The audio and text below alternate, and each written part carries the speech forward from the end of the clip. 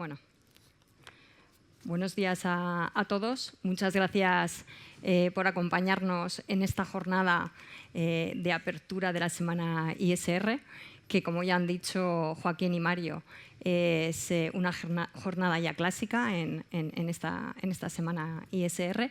Quiero agradecer, en primer lugar, al equipo de SpainSIF, también a todos mis compañeros de Fonditel por su colaboración y a Fundación Telefónica por acogernos hoy aquí.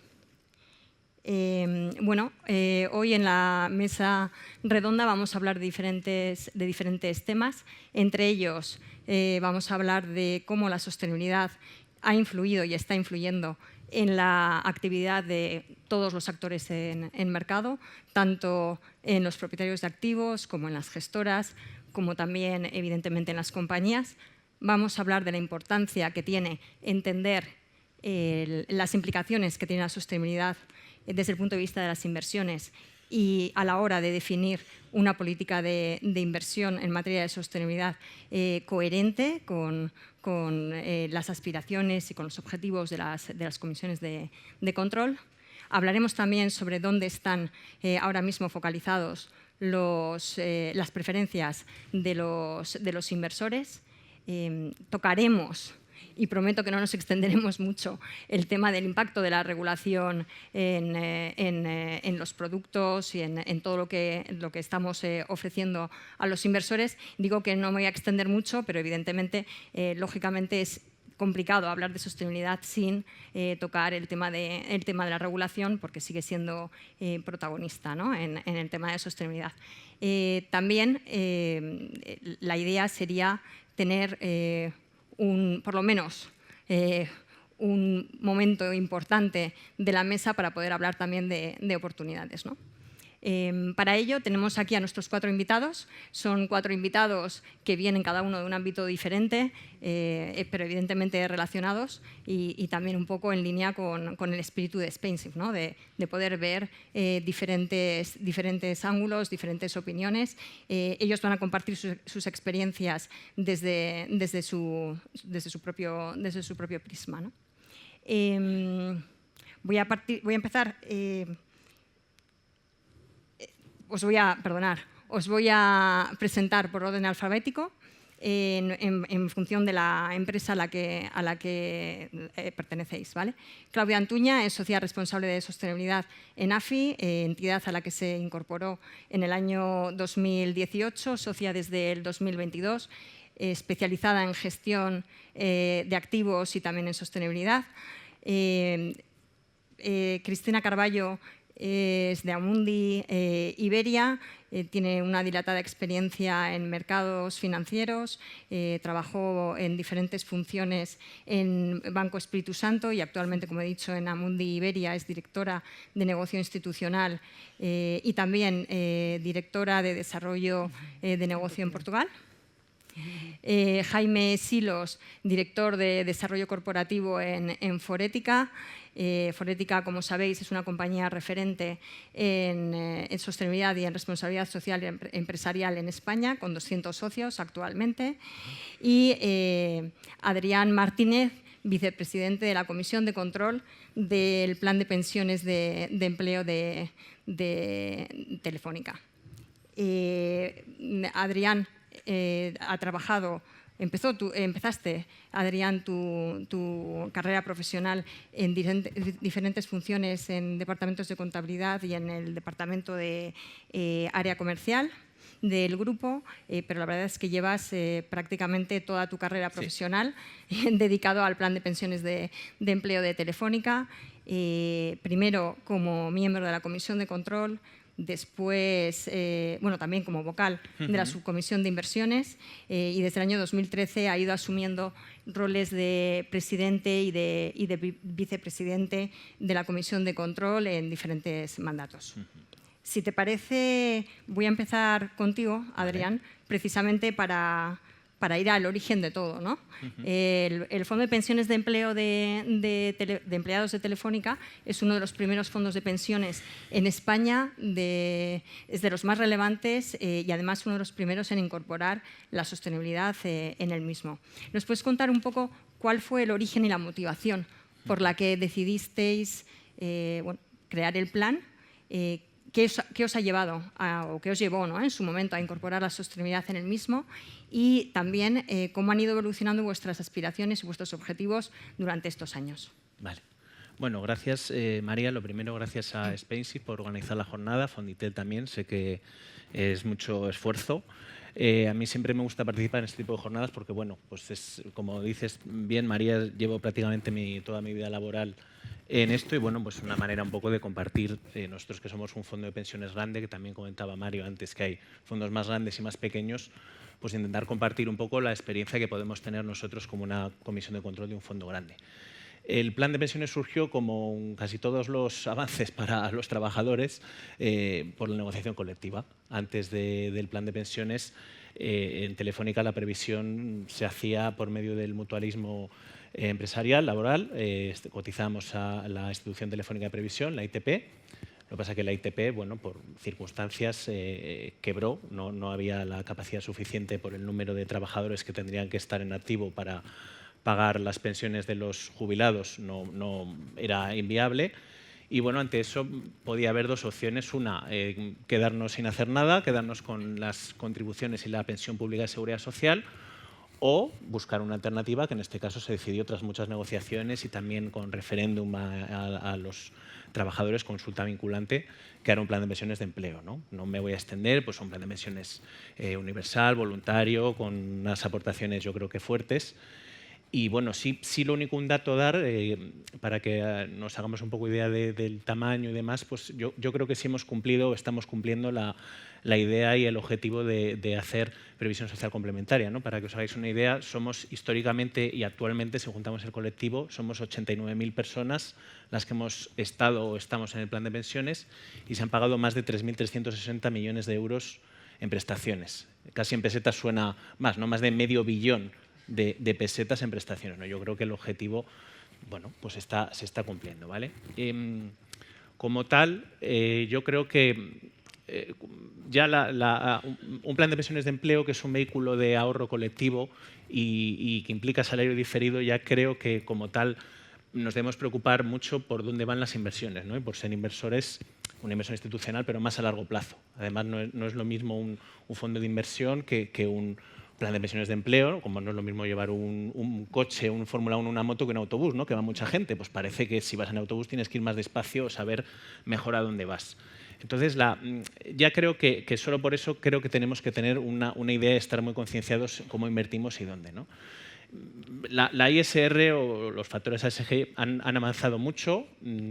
Fundamentalmente, cuando yo ya empecé en el plan de pensiones ya hace bastantes años, creo que la idea que tenía la gente, incluso los que ya estamos ahí, era un poco de, bueno, que era tener una parte pequeña de la cartera en inversiones que no iban a dar tanta rentabilidad como las normales, ¿no? O incluso pues en preocupación por la calidad o las condiciones de trabajo de sectores determinados, ¿no? Pero eso ha ido avanzando mucho, creo que con información, incluso pues con jornadas como las que organiza Spainship, con conocimiento y demás. Yo creo que nos hemos ido concienciando y avanzando, ¿no? Nos damos cuenta de que no tienes por qué decir que la rentabilidad y la parte social o la parte ISR no van de la mano. Es más, creo que hay estudios, además, luego igual lo comento también, que dan esa correlación positiva, ¿no? Y quizás no en todos los ejercicios, pero sí en la mayoría. Y nosotros, pues bueno, fuimos avanzando. Empezamos ya en 2006 o 2007 a ejercer los derechos políticos en las empresas del IBEX. Luego hemos ido incorporando el análisis ISR a las due diligence de las empresas en las que se participan, en los fondos, en la política de inversiones, también el riesgo extrafinanciero, el riesgo de cambio climático. Somos firmante de los PRI, tenemos, bueno, CPP se nos hace un análisis todos los años como una nota ISR de toda la cartera. Digamos que toda la cartera tiene una visión ISR y luego aparte tenemos inversiones alrededor de un 10% en activos ODS y creo que es cerca del 17-18% en artículos 8 y 9. O sea que bueno, hemos ido avanzando bastante, yo creo que conforme ha ido avanzando el mercado y la sociedad. Y bueno, ese es un poco el resumen. muy claro el mensaje. Y luego además podrás elaborar más otros puntos, ¿no? Claudia, vosotros en AFI, como asesores independientes, entre otras cosas, ayudáis a lo que comentaba antes, ¿no? a las comisiones de control a entender las implicaciones que tiene la sostenibilidad desde el punto de vista, desde la perspectiva de las inversiones. Si nos puedes contar cómo lo hacéis y en qué consiste ese proceso, cómo se puede facilitar toda esta labor, ¿no? a las comisiones de control, porque es algo bastante complejo. Parece simple, pero no lo es. Desde luego. Bueno, lo primero, muchas gracias a ti, María, gracias a Fonditel y a Spainsafe por contar con AFI en esta jornada. Y efectivamente, ¿no? Nosotros desde AFI, cuando pensamos, ¿no?, como asesora independiente en esa integración de la sostenibilidad en los planes, lo que creemos que es fundamental es empezar por ayudar a las comisiones de control a entender la importancia de la integración de la sostenibilidad, ¿no? Y entendiendo la sostenibilidad desde esta perspectiva muy amplia y, como siempre decimos, casi desde una triple perspectiva, ¿no? Por un lado, la sostenibilidad entendida desde una perspectiva de riesgos, y eso es fundamental, como comentábamos, para garantizar esa sostenibilidad en el largo plazo, ¿no? Y es que probablemente los planes de pensiones sea uno de los productos financieros donde más sentido tiene integrar la sostenibilidad, ¿no? Y esa perspectiva de integración de riesgos, una perspectiva también de inversión sostenible, de cómo podemos alinear los intereses de los propios partícipes, las comisiones de control, en las inversiones, y un tercer bloque de transparencia, ¿no? Nosotros insistimos mucho en la necesidad de que las comisiones de control, los partícipes, tengan la información necesaria precisamente para evaluar y para poder confirmar que se están cumpliendo, ¿no?, con esos objetivos de sostenibilidad que se han marcado en el propio plan. No obstante, más allá de ese ejercicio teórico, ¿no?, y nosotros muchas veces pues, hacemos muchas sesiones de formación pues, con los miembros de la Comisión de Control, porque entendemos que es fundamental que entiendan toda la nomenclatura y conceptos en sostenibilidad, que no es nada fácil, ¿no? Yo creo que muchos de nosotros, o cuando hablamos de taxonomía, ISR, ASG, PIAS, implicación, son, bueno, pues conceptos que no siempre son habituales ni familiares para todos, ¿no? Y hay que entender muy bien qué significan y qué implicaciones tienen desde un punto de vista financiero, ¿no? No nos olvidemos que en último término estamos hablando de un producto financiero que tiene que cumplir con unos objetivos de previsión a largo plazo, ¿no? Y por eso ahí es muy importante que entendamos las implicaciones de las diferentes estrategias de sostenibilidad cuando las aplicamos a esos objetivos financieros, ¿no? Trabajar también en un plan de integración. Esto muchas veces tiene que ser progresivo y ir estableciendo objetivos que vayamos alcanzando de manera progresiva en la medida que podamos ir transformando la cartera. Una cartera que tendrá diferente perfil de riesgo, pero que también tiene que adaptarse al propio mercado, ¿no? Y yo creo que Adrián lo comentaba, la ISR que teníamos hace 5 años no es la misma que ahora, ni el mercado ni los activos aptos para invertir son los mismos, ¿no? Con lo cual, bueno, yo creo que nuestro papel, ¿no?, es también servir un poco de bisagra entre la entidad gestora y la comisión de control para asegurarnos que estamos en el mismo punto, hablamos el mismo idioma, ¿no?, y asegurarnos que, oye, trasladamos correctamente esos intereses de sostenibilidad y que se están implementando de manera efectiva, pero sobre todo insistir mucho en esa traslación de la sostenibilidad al ámbito financiero y al ámbito de las inversiones. Cristina, en Amundi, una gestora, evidentemente, de las más importantes a nivel global y con una trayectoria y un track record en inversión sostenible importante, tenéis a los principales fondos de pensiones de empleo como clientes. ¿Qué tendencias estáis viendo? ¿Qué están haciendo los fondos de pensiones de empleo actualmente en temas de sostenibilidad?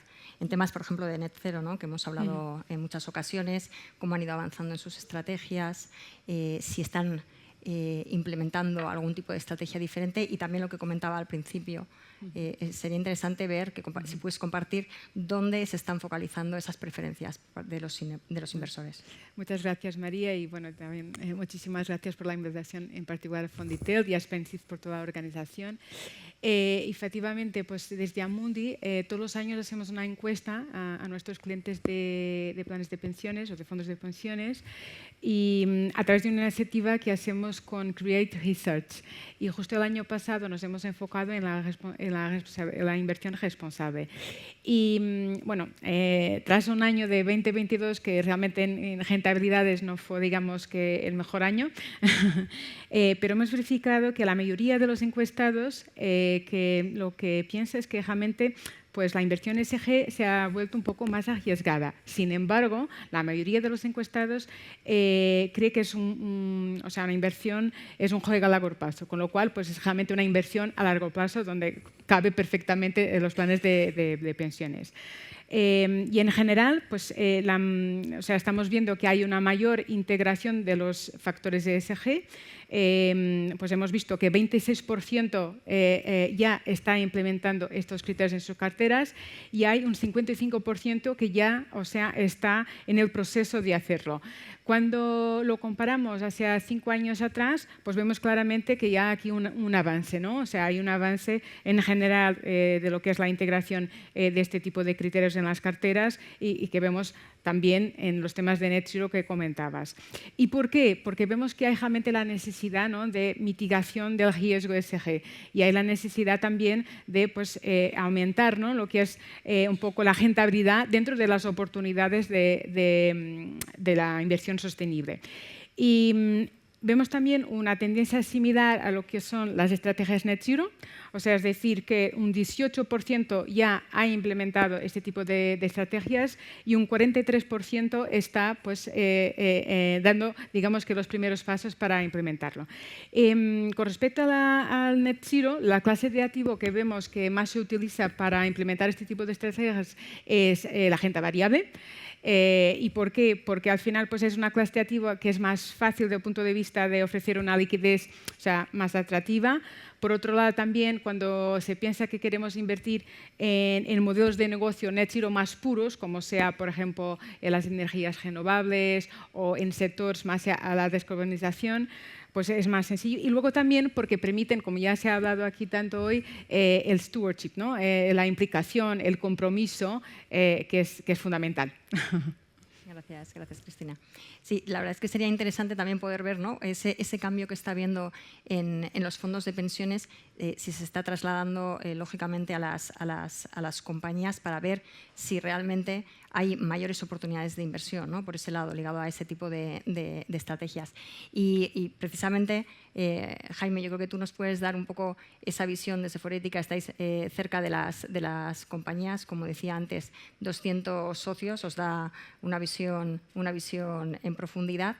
Si nos puedes empezar contando un poco cómo veis vosotros, hacia dónde va la sostenibilidad. Bueno, pues muchísimas gracias a Spainship y a Fonditel por invitarnos y muchas gracias a ti, María, por haber cuidado con tanto mimo esta mesa redonda, que ha habido un trabajo muy importante de preparación, ¿no? Bueno, pues Quo Vadis sostenibilidad, ¿no? Esto es un tema que a Forética nos preocupa y nos ocupa, ¿no? Y de hecho le dedicamos bastante esfuerzo en research para ver hacia dónde vamos, ¿no? Y este año, en nuestro informe de tendencias del año, nuestra primera gran tendencia se titulaba «La sostenibilidad supera su primer invierno». Y es una secuela de la primera tendencia del año anterior, que se titulaba algo así como «El momento de la verdad», ¿no? La sostenibilidad se enfrenta a su primer invierno, ¿no? Y veníamos a constatar que en este contexto de permacrisis, ¿no?, que vamos de una gran crisis financiera hacia una gran crisis sanitaria y después hacia una gran crisis energética y geopolítica, bueno, pues este contexto pues, ha debilitado el consenso político en torno a la sostenibilidad, ¿no? Y esto genera una cierta preocupación para todos los que estamos, ¿no?, en este mundo, ¿no? Sin embargo, pues hemos superado el invierno, ¿no? Y nos apoyamos precisamente en los mercados dando 3 datos importantes, ¿no? El primero es performance, ¿no? A pesar de que efectivamente 2022 fue un año terrible para los activos financieros en general y los sostenibles en particular, 2023 y 2024 está siendo una remontada histórica. En renta variable americana, por ejemplo, a un año de vista, el mejor desempeño de los activos sostenibles es de 300 puntos básicos, que se dice pronto, 300 puntos básicos. A nivel de desarrollo de producto, pues también vemos muy buenas noticias. A pesar de algunos titulares agoreros, pues durante el año pasado se lanzaron prácticamente 2 nuevos fondos sostenibles por día, ¿no? En estos momentos hay más de 7.600 fondos de inversión sostenibles a disposición de los inversores. Y quizá el indicador que a nosotros más nos gusta es el de las primas de valoración. Y es que los inversores priman, ¿no?, en sus valoraciones a los activos sostenibles con un 12% aproximadamente en bolsa mundial y en renta variable europea concretamente un 25%. Ahora, hay cosas que nos preocupan, ¿no? Y sobre todo lo que más nos preocupa es un desarrollo irregular de la inversión sostenible en el mundo, porque 8 de cada 10 dólares o euros invertidos en sostenibilidad tiene pasaporte europeo. Y hay dos mercados que nos preocupan mucho. Uno es Estados Unidos, evidentemente, es el gran mercado, el más desarrollado, el más líquido, el más profundo, y no está tirando del carro.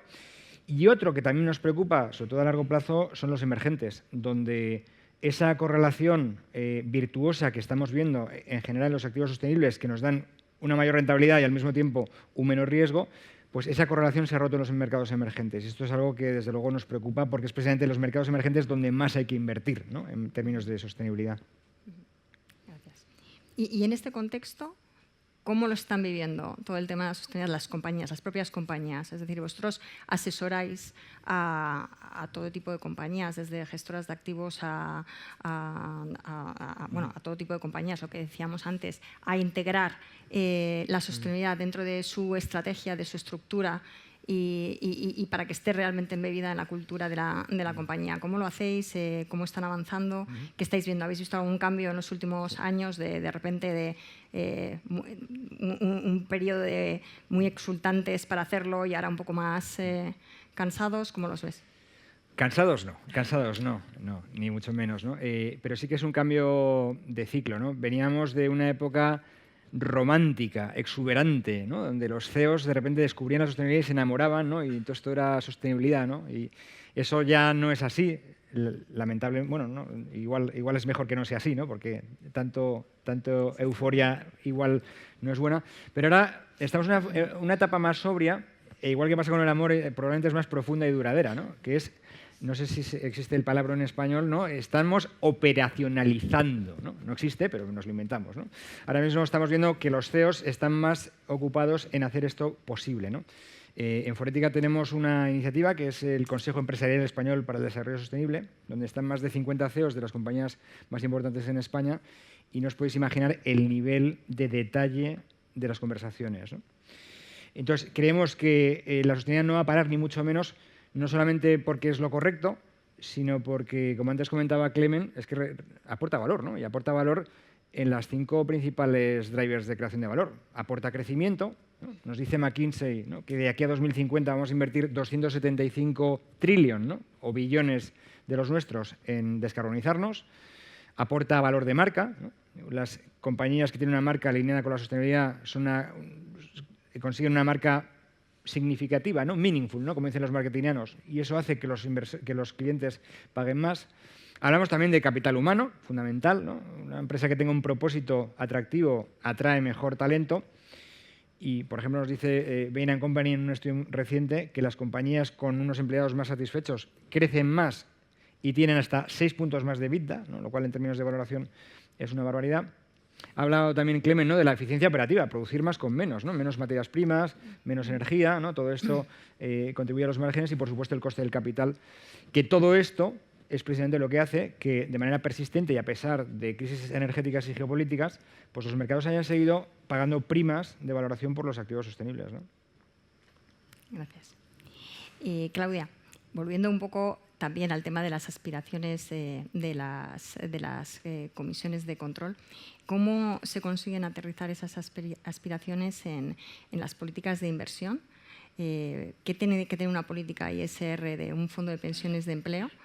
Y cómo conseguimos que esa política de inversión esté realmente bien orientada a largo plazo, que esté de alguna manera blindada para todo el tema con todo el tema de modas y tendencias que pueden de alguna manera distorsionar el objetivo final que están buscando las comisiones de control. Voy a tratar de ser lo más específica posible, ¿no?, porque creo que efectivamente es un tema muy importante y que hay que aterrizar, ¿no? Cuando hablamos de sostenibilidad es importante, y yo creo que Jaime también lo hablaba, ¿no?, pasemos también a operacionalizar en gestión de activos, ¿no?, y aterricemos las cuestiones. Tener una política de inversión sostenible o de criterios de sostenibilidad es fundamental, y es fundamental que esté integrada o al menos totalmente alineada con la política de inversión. Es decir, igual que tenemos una política de inversión en la que especificamos cuáles son los límites de riesgo a nivel de calidad crediticia, liquidez mínima que vamos a exigir a ciertas inversiones, qué porcentaje máximo tenemos que asumir de renta variable, etcétera, etcétera, tenemos que trasladarlo también al ámbito de la inversión sostenible, porque es la única manera que vamos a tener realmente de garantizar que alcanzamos esos objetivos, ¿no? Muchas veces se trabaja primero en una especie de plan de trabajo, plan de acción, cuáles son mis objetivos que quiero conseguir, cuáles son las posibilidades que tengo desde un punto de vista de los diferentes activos financieros disponibles y cómo lo voy a alcanzar. Y lo trasladamos a una política de inversión. Por tratar de aterrizar, como decía, los elementos más comunes o habituales dentro de una política de inversión sostenible, normalmente se suelen regir por unos principios generales, que son los que marca el plan de pensiones, la comisión de control, ¿no? Cuáles son las preferencias que tienen los partícipes.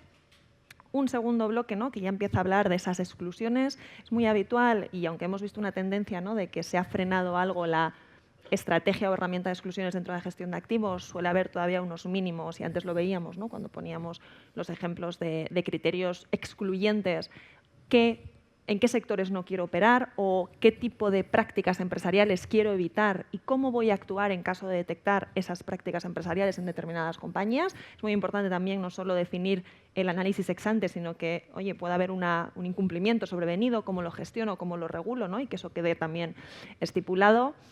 Hablar de integración de riesgos. Como práctica de buena gobernanza y como práctica de gestión hay que establecer cómo se van a integrar los factores ASG, esos factores ambientales, sociales y de gobernanza que evalúan las prácticas empresariales, cómo los vamos a gestionar, cuáles son los límites, si queremos establecer un rating medio mínimo, si vamos a excluir determinados activos que no cumplan con un determinado rating, qué gestión hago de las controversias y qué papel tiene también, ¿no?, los miembros de la Comisión de Control para opinar, valorar la importancia y relevancia de esas controversias y, por tanto, las implicaciones que tiene a nivel de gestión. Hay que definir si queremos alcanzar determinados objetivos de sostenibilidad y esto, dejadme que aquí me pare un segundo porque creo que es muy relevante también cuando pensamos en alcanzar determinados objetivos de sostenibilidad. Tenemos que ver muy claramente si somos capaces de alcanzarlos con nuestra estrategia, ¿no? Por ejemplo, es muy habitual, ¿no?, que los planes de pensiones, en función evidentemente del perfil de riesgo, pero por ejemplo que un activo como la deuda pública y más ahora pues ocupa un papel especialmente significativo. La deuda pública como activo financiero tiene ciertas limitaciones también desde un punto de vista de sostenibilidad o de alcanzar determinados objetivos. Tenemos que tener muy clara la foto de asset allocation de la cartera para ver qué objetivos son alcanzables. Si queremos que esos objetivos estén alineados también incluso desde un punto de vista de empresa, ¿no?, hacia ciertos sectores, contribuir, ¿no?, extendiendo esos objetivos. Y al mismo tiempo, ¿no?, y yo creo que esta es una de las partes más complejas, asumir que esto de la sostenibilidad está vivo y que la política que definamos hoy de inversión sostenible, pues muy probablemente, ¿no?, y como también práctica de buena gobernanza, tendrá que ser revisada quizás dentro de 2 o 3 años porque el propio mercado va cambiando, van surgiendo nuevas oportunidades de inversión, vamos teniendo acceso a nuevas herramientas, a más información y hay que asumir que esto es un elemento vivo y que tenemos que entender que es dinámico y no nos podemos aferrar, ¿no?, a una política que igual que contenía unos contenidos mínimos en un momento, pero que tiene que seguir avanzando, ¿no?, y adaptándose. Y Adrián, vosotros, ¿cómo habéis vivido todo este proceso? ¿Qué obstáculos habéis tenido que enfrentar durante estos años y cómo habéis conseguido sobrellevarlo, ¿no?, para todo esto que estaba contando ahora Claudia? Quizá el principal obstáculo es saber de qué estamos hablando, ¿no?, cuando hablamos de la ISR y también de los factores ASG, pues eso, de qué estamos hablando y transmitirlo también al partícipe y al beneficiario, porque bueno, pues Telefónica sí que es una compañía implicada, yo creo que los trabajadores también, somos solidarios, estamos aquí en Fundación Telefónica, hay muchísimas iniciativas, pero quizá luego a la gente eso pues lo asocia pues eso como pues a voluntariado, algo un día, ¿no?, o algo más, no lo ve quizá en los ahorros, ¿no?, y es pues explicarle qué es la ISR, de qué estamos hablando, cómo le puede beneficiar en sus propios ahorros, cómo puede a largo plazo, pues oye, si tú vas a invertir en una empresa, pues es mejor que le intentes asumir o controlar todos los riesgos que puede tener, sobre todo los extrafinancieros también. Y bueno, pues yo creo que sobrellevarlo pues con experiencia, ya comentaba antes, con jornadas como esta, con la ayuda de la gestora, de las organizaciones sindicales, de los asesores, bueno. Y yo creo que también pues eso es lo básico. Luego, por ejemplo, la regulación es muy cambiante, muy compleja quizá para la mayoría de las comisiones de control, ¿no?, y también entenderlo. Quizá el tener datos también que sean comparables y medibles un año contra otro, pues también nos vendría bien, ¿no? Una normativa que hiciera publicar una serie de datos estandarizados y que fueran siempre iguales, porque hay estudios que dicen, por ejemplo, el otro día miraba, ordenando los 6 bancos de España como por factores ASG, una consultora ponía a 1 el primero y la misma consultora lo ponía el último. El 2, 3, 4 y 5 estaban iguales, ¿vale? No voy a dar nombres, no es necesario, pero en una el primero era 1 y en la otra era el último. Entonces, bueno, parece un poco, no sé, extraño. Y luego, pues, todo el tema de los scopes de la contaminación, por ejemplo, la huella de carbono, pues también hay datos, o yo por lo que veo con estudios y eso, son datos un poco incongruentes, ¿no? Hay empresas que presumiblemente contaminarían más, ¿no? Pues dedicadas a fabricación de acero, de aerolíneas, y tienen datos que no son comparables con otras. Entonces, pues bueno, eso creo que sería bastante interesante, ¿no? Tener datos homogéneos y que se puedan comparar de un año con otro. Sí, yo creo que estamos avanzando, ¿no? Pero efectivamente Sí. todavía queda recorrido para Mm. mejorar, ¿no? Habrá que verlo con un poco de esperanza. Sí. Cristina, siguiendo con lo que estaba comentando ahora Adrián, ¿no? del tema de la regulación, es verdad que llevamos unos meses de cierta tranquilidad, ¿no? en términos de regulación.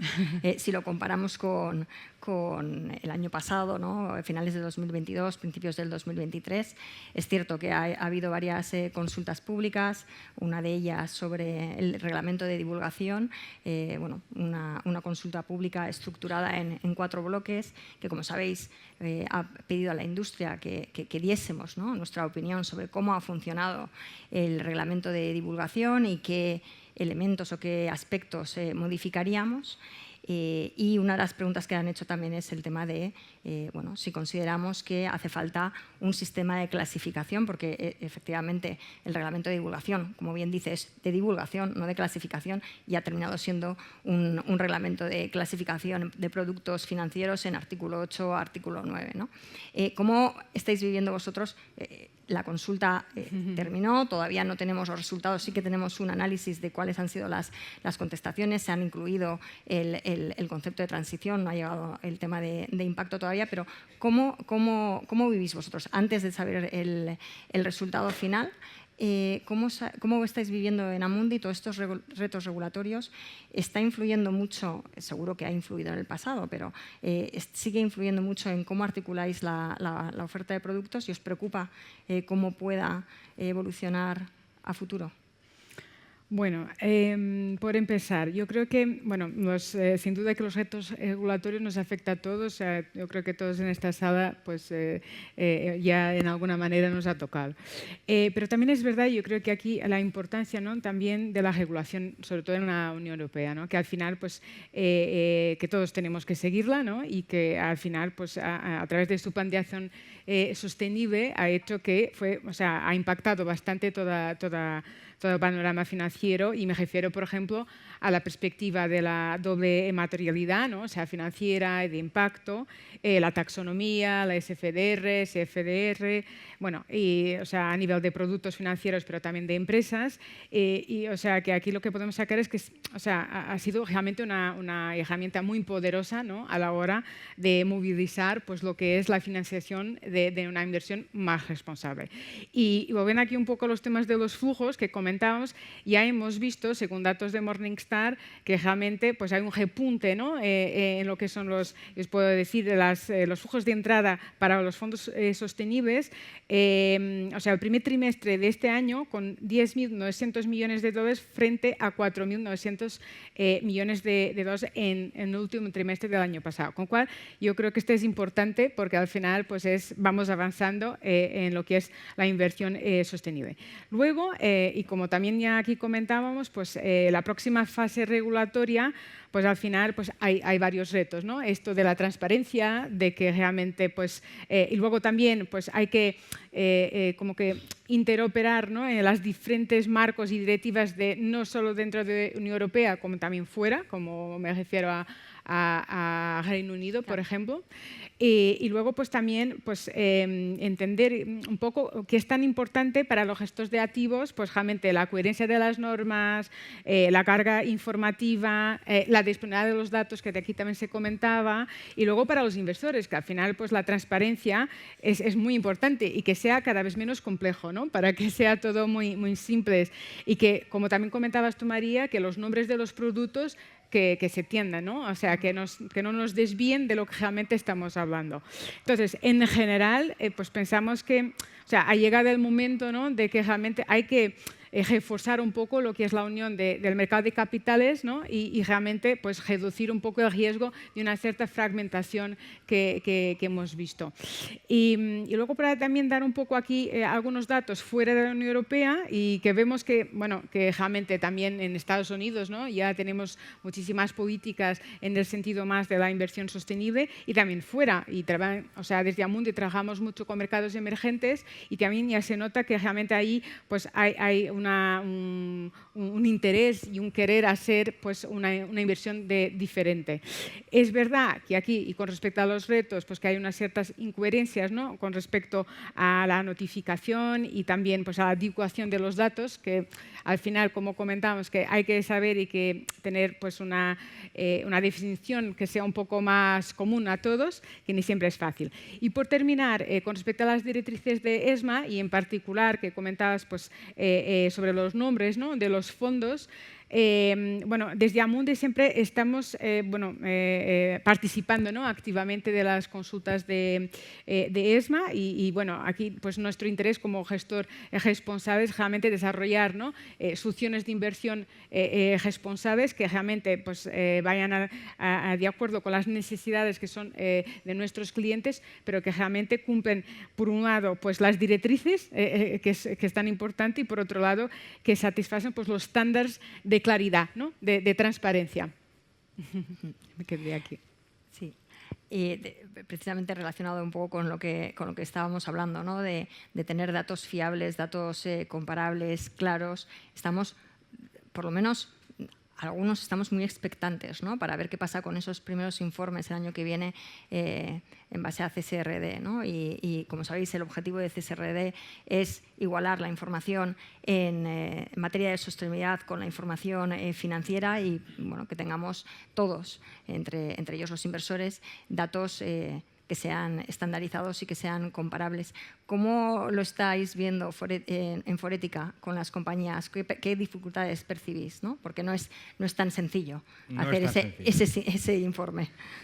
Bueno, pues a ver, lo primero que tenemos que decir es que la CSRD es un avance muy importante, ¿no? Es un avance muy importante, ha puesto la sostenibilidad en el foco, y efectivamente sí que está igualando en importancia, y cuando vas a los consejos, ¿no?, el grado de mimo y de cuidado y de monitorización de la información no financiera con la financiera, ¿no? Y las empresas están invirtiendo mucho en crear sistemas de control de la información, ¿no?, para garantizar la calidad.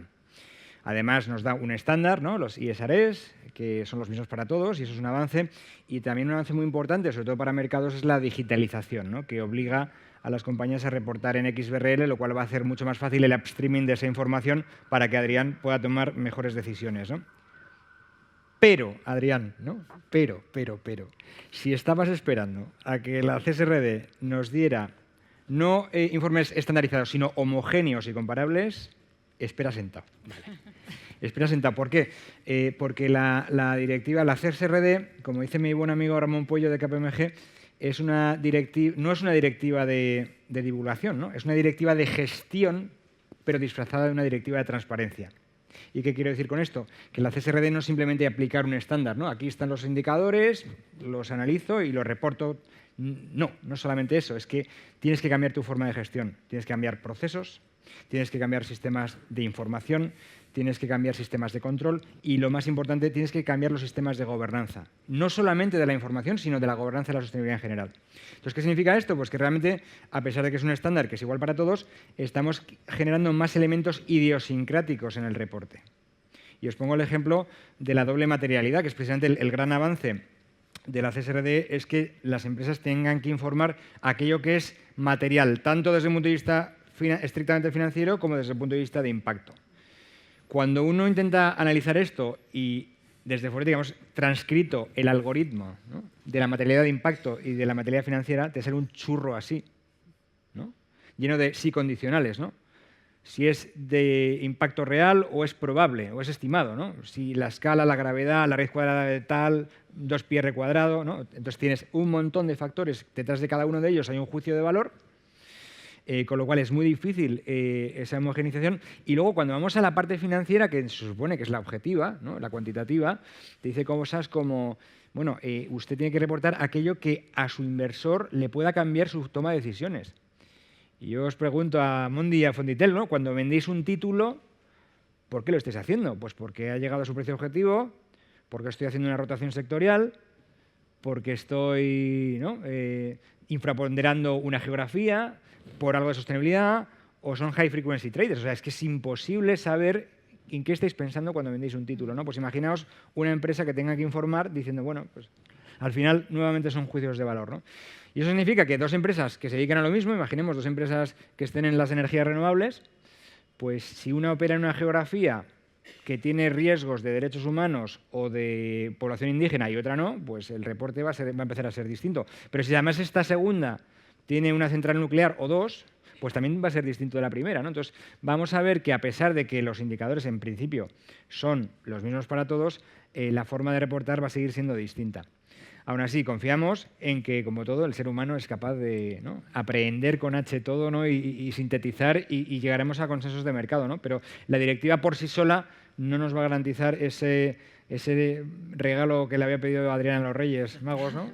De momento habrá que esperar un poquito más. No, es verdad que además desde el momento en que son las propias compañías, ¿no?, las que hacen el análisis de doble materialidad y son las que deciden si, bueno, salvo algunos temas que sí que son obligatorios, que tiene que reportar todo el mundo, si reportan en un tema o en otro, es complicado esa homogeneidad siempre, ¿no? Y te puede pasar lo que dices, ¿no?, que dos compañías del mismo sector pues estén reportando en términos diferentes. Vuelvo contigo, Adrián. Antes has comentado precisamente el tema de lo importante que es para la Comisión de Control el poder influir positivamente, ¿no?, en aquellas compañías en las que estáis invertidos. Si nos puedes contar un poco cómo, nos has dicho que votáis en las juntas, tal, pero si nos puedes contar un poco más en detalle para que… Sí. Bueno, nosotros, lo he comentado antes, desde 2006-2007 ejercemos activamente el derecho político. Ahora digo lo de activamente, lo aclaro un poco. En las juntas de accionistas de empresas cotizadas lo hacemos directamente. Bueno, lo primero, ejercemos en todos los activos que celebran junta, ¿vale?, sean empresas cotizadas o no cotizadas. En las empresas del IBEX, normalmente, del mercado continuo, votamos directamente. Votamos, bueno, el criterio suele seguir el Código Unificado de Buen Gobierno de la CMNV y también las recomendaciones de nuestras organizaciones sindicales. Y bueno, ahí votamos directamente. Luego pues, fondos de inversión, de capital riesgo, pues ahí lo que hacemos es delegamos en la entidad gestora. Yo, a ver, lo de ejercer el voto activamente, yo creo que es algo que es necesario, ¿no?, en los fondos de empleo, porque somos fondos, normalmente somos inversores que vamos a estar muchos años pues en las acciones del IBEX, pues yo creo que en todas y prácticamente desde el inicio, o sea, muchísimos años, y también en otro tipo de fondos pues que son más ilíquidos, también vamos a estar muchos años, ¿no? Entonces, en las juntas de accionistas es el momento de decir, en la medida de lo posible, porque bueno, pues ¿qué porcentaje podemos tener en la misma Telefónica o en BBVA o en la que sea, ¿no? Pero es el momento de decir, oye, si hay cosas que te gustan o que no, que se están haciendo bien o que no. Y yo creo que hay que votar con conciencia y hay que ser consecuente. Nosotros mismos hemos votado en contra de propuestas del Consejo de Administración de Telefónica. O sea, nosotros mismos lo hacemos en nuestra propia empresa. Entonces, pues son cosas que van en contra de, por ejemplo, no hablo de Telefónica en general, ¿no?, una ampliación de capital que excluye derecho de suscripción preferente para el accionista, decisiones, pues por ejemplo, un reparto de dividendos excesivo que pueda ir en contra de la buena marcha del futuro de la empresa, pues cosas así yo creo que hay que votar en contra, ¿no?, porque Yo decía lo de ejercer activamente. Claro, si tú votas, dices, sí, yo lo ejerzo activamente, y votas todo a favor, pues no lo estás ejerciendo activamente. Te puedes poner el cheque de que participas, pero no lo estás ejerciendo realmente. Y luego otra de las cosas que hacemos, que es interesante, aunque también creo que es aún más pequeñito que lo de las juntas, participamos en campañas que nos pueden llegar a través de PRI, del CWC, de las confederaciones también. Y bueno, creo que es interesante. Suelen ser campañas, lo comentaba Mario también, que van pues a favor de la libertad de asociación y las condiciones laborales en determinadas empresas. Ya sabemos que hay empresas un poco más complicadas o antisindicales, sobre todo en Estados Unidos y Reino Unido. También por los derechos humanos. Hemos participado en campañas, por ejemplo, en Irán, o sea, a favor de que en Irán se pudiera mejorar. No sé para lo que sirve, pero bueno, yo creo que lo tenemos que intentar. Por ejemplo, ahora una de las últimas que hemos hecho es participar para decir las 6 grandes empresas de chocolate que en Ghana y en Costa de Marfil no emplean mano de obra infantil, y sobre todo que paguen un salario digno a los padres de los niños para que no tengan que trabajar los niños puedan estudiar, ¿no? Ir al colegio, que es lo que tienen que hacer. Y bueno, básicamente es lo que hacemos. Yo creo, soy optimista, creo que sí que se está avanzando. Salió la noticia también de lo de Starbucks, o sea, creo que es una noticia muy impactante y muy positiva. Han salido también otras noticias, hace años no se hablaba nada de esto. Ha salido una noticia, por ejemplo, hay algún proxy advisor que ha recomendado y lo ha dicho votar en contra de la remuneración de los consejeros en alguna empresa del IBEX, porque puede ser excesiva. Bueno, esto hace, ya no voy a decir 10 años, ni 3, 5 años no salía ni en la prensa, algo así, ¿no? Entonces yo creo que sí que se está moviendo y que bueno, es interesante y hay que seguir avanzando, porque bueno, pues no sé para lo que valdrá, pero poco a poco sí se van consiguiendo, pues esa noticia que ha salido, alguna en Amazon también positiva. Entonces yo creo que hay que hacerlo. Poco a poco se van consiguiendo cosas. Sí. No, claramente además se va avanzando bastante, ¿no? Poco a poco, pero bueno, con paso firme, ¿no? Eso es. Y de hecho, bueno, fruto de esa mayor sensibilización, cada vez mayor sensibilización por parte de los inversores, ¿no? Sobre la importancia que tiene el ejercer esa propiedad activa, las gestoras también estamos, bueno, pues desarrollando mucho todo este tema, ¿no? En Amundi, ¿cómo lo tenéis estructurado, Cristina? Sobre todo sería interesante ver un poco, porque eso ha ido evolucionando, ¿no? ¿Cuáles son los temas principales y las geografías donde estáis siendo más activos? Y, por ejemplo, si decidís escalar, ¿cuándo decidís escalar y cómo lo hacéis? Claro, o sea, la verdad es que, como comentaba, es fundamental, ¿no? Yo creo que es una forma que tenemos de hacerlo, ¿no? De transformarlo y realmente hacia esta inversión responsable. La actividad que llamamos de stewardship, ¿no? De implicación, es fundamental para Amundi y lo hacemos desde nuestra creación en 2010. ¿Y cómo lo hacemos? A través realmente de una política activa de compromiso, de engagement, y por otro lado también a través de una política de voto, que tiene que ser bastante exigente. Nuestro objetivo fundamental, claro, es acompañar a nuestros clientes pues, realmente pues, en esta transición hacia una inversión sostenible, pues, que sea inclusiva y que realmente sea baja en carbono. ¿Cómo lo hacemos? Pues, a través de varios meetings que tenemos con los emisores, con los clientes, pues a través de un diálogo continuo, ¿no? Tiene que ser siempre un diálogo, no es algo que se haga de un día al otro, se hace a lo largo de los años, es más, o sea, lleva tiempo hacerlo. Y sobre todo el objetivo es que se pueda definir un action plan, ¿no? Que se pueda garantizar un conjunto de objetivos que luego se vayan haciendo. Por otro lado también nos soportamos de un equipo interno, ¿no? Que tenemos de una parte de research, que tenemos 40 analistas dedicados al análisis de ESG. También por supuesto, para que esta gestión, ¿no? sea más eficaz, pues al final tenemos nuestras herramientas propias, ¿no? Para dar los scorings, los ESG.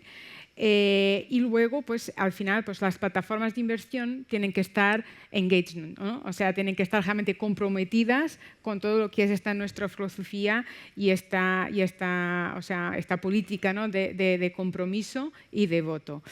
Y luego, por comentar, nosotros nos comprometemos con los emisores en 5 temas a través de los pilares ESG y con la perspectiva de la doble materialidad, que son la transición hacia una economía más sostenible y bajas en emisiones de carbono, la preservación del capital natural, el capital humano y los derechos humanos, la protección del cliente y las salvaguardias sociales y, claro, la gobernanza, ¿no? Que tiene y debe de ser bastante sólida.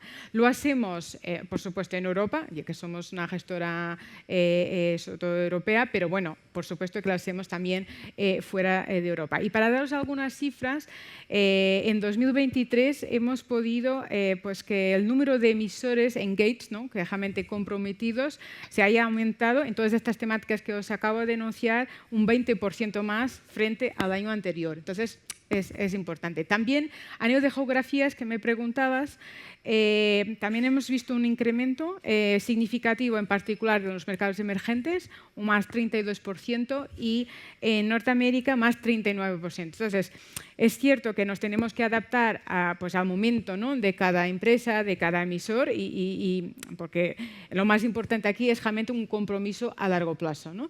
Y eso es lo que intentamos siempre ir haciendo. Me preguntabas al final cuándo decidimos escalar. Bueno, esto se trata de un diálogo, ¿no? De un diálogo que tiene que ser continuo. Entonces, realmente vemos que los action plans y los objetivos que fueran predefinidos que nos están cumpliendo, pues ahí, pues a través del voto, ¿no? A través del voto en las asambleas. Os puedo comentar que en 2023 hemos participado, bueno, hemos votado en más de 10.000 asambleas, entonces yo creo que eso al final pues demuestra mucho cómo lo hacemos. Y sin embargo, pues el engagement que hacemos es a nivel de emisor. Entonces, es verdad que ni todos los emisores tienen equity, y entonces ni siempre tiene que ser a través del voto, y en esas situaciones, pues otra vez a través del diálogo, o si no, pues hacemos algún statement, o pues dentro de lo que es nuestra valoración, o dentro del ESG scoring, pues tenemos que reevaluarlo. Vale. Soy consciente del tiempo, no quiero que nos pasemos mucho, ya nos estamos empezando a perdonarme, pero sí que me gustaría también llegar al tema de las oportunidades, ¿no? Antes de eso, Claudia, si nos puedes decir también cómo podemos ayudar nosotros a las comisiones a conciliar las aspiraciones de las que nos hablaba, por ejemplo, antes Adrián, con el mundo real de las inversiones y, efectivamente, a tangibilizar esos objetivos, ¿no? Y luego ya, si os parece, pasamos a las oportunidades, que yo creo que es interesante. Creo que en la próxima mesa lo que hacemos es empezar por las oportunidades y luego seguimos con lo demás, ¿vale? Pues nada, seré muy breve, ¿no? Y vuelvo a insistir otra vez en esa necesaria formación o divulgación y entender las implicaciones de cada estrategia, ¿no?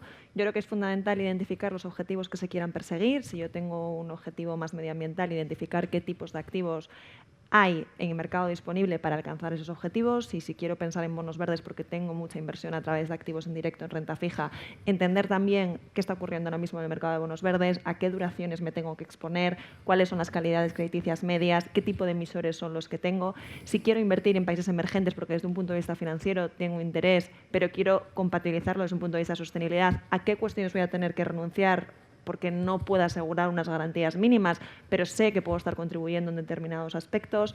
Si quiero contribuir a determinados sectores también desde un punto de vista, ¿no?, financiero, pues cuáles son las expectativas.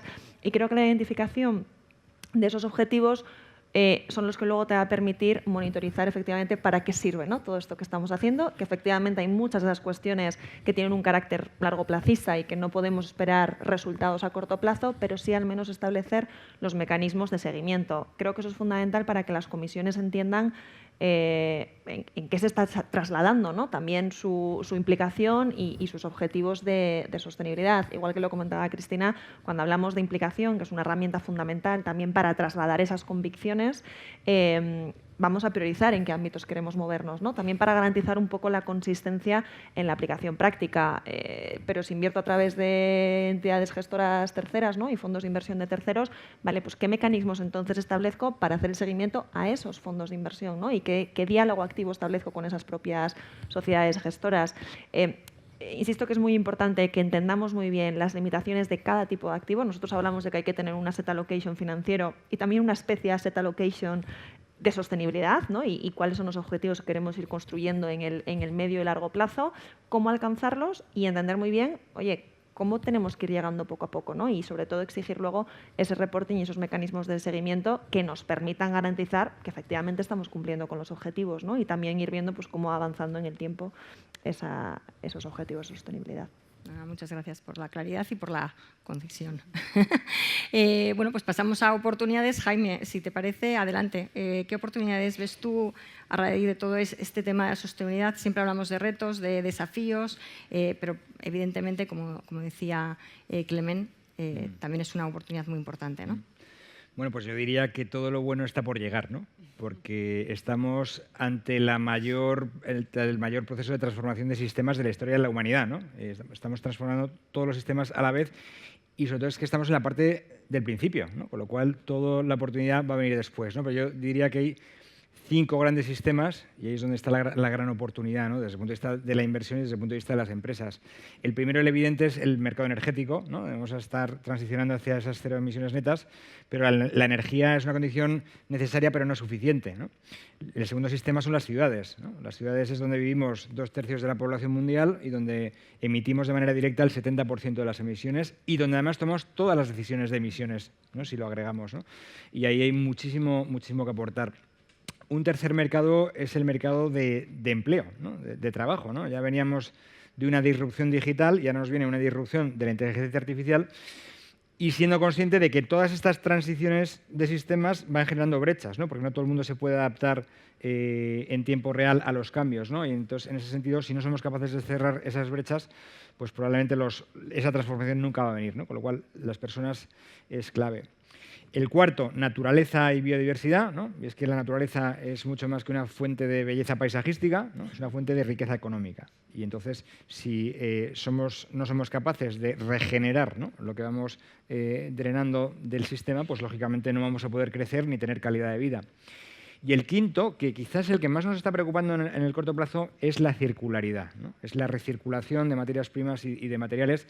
Precisamente en un par de semanas presentamos un informe donde no tenemos nada bueno que decir, porque a pesar de los esfuerzos que estamos haciendo en circularidad, la tasa de circularidad de la economía mundial está cayendo y concretamente en Europa y concretamente en España también, ¿no? Con lo cual yo creo que tenemos que acelerar mucho los procesos industriales y los procesos de consumo precisamente para garantizar esa circularidad. Bueno, 5 sistemas y la oportunidad está por venir, ¿no? Vale, gracias. Adrián, ¿a ti qué te parece? ¿Qué oportunidades veis vosotros? A ver, ahora voy a aprovechar una cosa que has dicho al final, pero sí de oportunidades quizá más que... Yo creo que, a ver, no, de esto no, quizá como la visión de la Comisión de Control puede ser como qué podemos hacer o qué nos gustaría ver en las carteras nuestras, ¿no? Quizá algo de inversión de impacto, aunque sé que es muy difícil actualmente, porque es muy difícil de medir, muy difícil de participar, además los tickets medios son muy pequeños, es inversión muy líquida. Bueno, yo creo que sería interesante, pero sé que es muy difícil. Nosotros lo que sí que tenemos son pues, inversiones en ISR, aparte del análisis que he dicho, que toda la cartera, por así decirlo, está analizada con esos aspectos ASG. Sí que luego tenemos pues, inversiones, por ejemplo, en ODS, ¿no? que aparte de buscar una rentabilidad financiera, pues buscan pues, mejorar, ¿no? ciertos aspectos relacionados con ODS, pues, por ejemplo, el envejecimiento, el trabajo digital, condiciones de trabajo también, calidad de vida. Bueno, pues tenemos creo que lo he comentado antes, alrededor del 10% y luego pues, un 17% en otra serie de activos, ¿no? Pues, por ejemplo, pueden ser fondos de agua, infraestructuras, pues, residencias y demás, ¿no? Creo que, como eso es más complicado, pues a lo mejor seguir avanzando en ese tipo de inversiones. Luego, una cosa que a lo mejor se podría hacer es, más que multar a las empresas que lo hacen mal o que contaminan más, yo creo que habría que transformarlo en positivo y beneficiar de alguna manera fiscalmente, quizás, lo más fácil, ¿no? Cuando tocan el bolsillo, pues las empresas, bueno, y todos, ¿no?, nos ponemos al día, es así, pues sería beneficiar, yo creo que fiscalmente o con préstamos más ventajosos o no lo sé, para empresas que lo hacen bien, que van contaminando menos o que van haciendo pues, infraestructuras pues eso, también menos contaminantes o más eficientes, ¿no? Yo creo que podría ser una de las ideas que se me ocurren. Y aprovechando lo que ha dicho Jaime de la transformación digital, de la revolución que está habiendo ahora y demás, bueno, quizás es un tema un poco, no sé si polémico o desconocido, aprovechando que estamos aquí en Telefónica, con todo el tema de la inteligencia artificial y la digitalización. No sé si bueno, quizá no son datos que se manejen por gente que es un poco ajena a las empresas de telecomunicaciones, pero el boom y el crecimiento de los datos es exponencial. O sea, cada vez hace falta más infraestructura digital para llevar todos esos datos, y sí me gustaría hablar de contribución justa, ¿no? Para que os hagáis una idea, el 57% del tráfico de datos que hubo en 2021 lo generaron 6 empresas, solo 6 empresas. Y es más llamativo aún que el 46% fueron de 3. Y ahí sí voy a dar nombres, no es por polemizar ni nada, pero bueno, son Netflix, Alphabet, que es Google, y Meta, que es Facebook, Instagram y WhatsApp, ¿vale? Pues esas 6 o esas 3, o lo que queramos llamar, tienen un crecimiento exponencial de los datos de más del 50% de año a año, ¿no? Luego está la inteligencia artificial, que va a ser todavía mayor el crecimiento. Bueno, pues esas empresas en España y en Europa prácticamente no crean empleo, no invierten nada en infraestructuras digitales y la están aprovechando para generar su negocio. Bueno, ya tampoco vamos a decir, eso es un poco polémico, pero bueno, lo voy a decir, tampoco creo que paguen los impuestos para los grandes beneficios que tienen, ¿vale? Si en vez de esa ingeniería fiscal están en Irlanda, en Países Bajos, ¿vale? Entonces, yo creo que hablando de contribución justa, que es un tema muy interesante también, pues quizá deberíamos pensar que si hay empresas que usan la autopista pero no están pagando ningún peaje, pues quizá por fin la Unión Europea tendría que regular y dejarse un poco de miedos por las empresas de Estados Unidos. Salió una noticia ahora, hace no mucho, un tribunal regional en Alemania, en Colonia, ha obligado a Meta a pagar a Deutsche Telekom una cifra bastante alta, y bueno, pues es una primera noticia que yo creo que puede ser positivo, ¿no? Gracias también por tu claridad. Cristina, en tu caso, en vuestro caso, las oportunidades. Bueno, yo comparto mucho con lo que ya se ha comentado, y también para no extenderme, pues nada, pues vemos que hay un número de empresas que realmente empiezan a tener objetivos basados en la ciencia, los SBTIs. Yo creo que es algo interesante, y eso es también un compromiso net zero, y se ve sobre todo que son empresas de pequeña capitalización y en países emergentes y en China. Nada, es un dato, por no alargarme, porque al final pues, yo creo que es todo un mundo de oportunidades, y es en el lado positivo que yo creo que tenemos que seguir, ¿no? Muchas gracias. Y ya, Claudia, te toca a ti con las oportunidades para los planes de pensiones de empleo. 2, una claramente la financiera, y lo han comentado mis compañeros, ¿no? Creo que Jaime ha ilustrado todas las oportunidades que el mercado nos está ofreciendo, ¿no? En determinados sectores, nuevas actividades económicas, pues esa transición net zero, estamos identificando, ¿no?, a los ganadores del mañana, si lo podemos decir de alguna manera, con lo cual oportunidad financiera clara e indiscutible, y una oportunidad también para acercar los planes de pensiones de empleo de otra manera a los partícipes, a los beneficiarios, para hacer entender, ¿no?, también cómo ese ahorro está contribuyendo a determinados objetivos de sostenibilidad, que no es un tema puramente, ¿no?, pues de esa previsión y de ese ahorro, sino que está totalmente alineado, ¿no?, con prácticamente todos los partícipes y beneficiarios, y hay que ayudar a transmitir y hacer entender ese mensaje, pues para que los activos bajo gestión en los planes de pensiones de empleo pues empiezan a ser mucho más notorios, ¿no?, e incluso nos acerquemos a los volúmenes que vemos en otras geografías. Gracias. Sí, efectivamente, ese es uno de los temas que comentaba antes Adrián, ¿no? Que el partícipe sea consciente de que su ahorro no es solamente ahorro financiero, que evidentemente es lo que todos buscamos cuando ahorramos, pero también que está contribuyendo, ¿no?, que está contribuyendo al planeta, a la sociedad, y que además se alinea con esos objetivos que tiene el plan. Y ya, si me permitís un segundito más, la reflexión final, que sé que tenéis a modo de titular. Pues que lo mejor está por venir, ¿no? Es lo que... Bueno, yo diría que, que la ESG, de nuestro punto de vista, ha entrado en un proceso ya de madurez y que ha demostrado su resiliencia y que está claro que la rentabilidad viene a largo plazo. Yo diría que es algo que ha pasado en 2022, que cuando la rentabilidad no va bien, pues que tampoco, que las turbulencias no nos hagan perder de vista el objetivo, ¿no? Ya está, eso es lo que me gustaría que nos quedáramos con eso. Y yo termino: formación, conocimiento, divulgación. Es la única manera que vamos a conseguir que esto sea consistente y que se mantenga en el largo plazo y que todos sumemos, ¿no?, a ese objetivo. Claro. Nada, muchísimas gracias a los cuatro. Gracias Cristina, Claudia, Adrián y Jaime por vuestro tiempo, por compartir con nosotros vuestra experiencia. Gracias a todos por escucharnos y por tener paciencia, que nos hemos alargado un poquito. Y nada, pasamos a la clausura del evento. Ahora con Hanna Isabel Calvo de Miguel, que no le veo, perdona. Perdona. Es que el foco me está...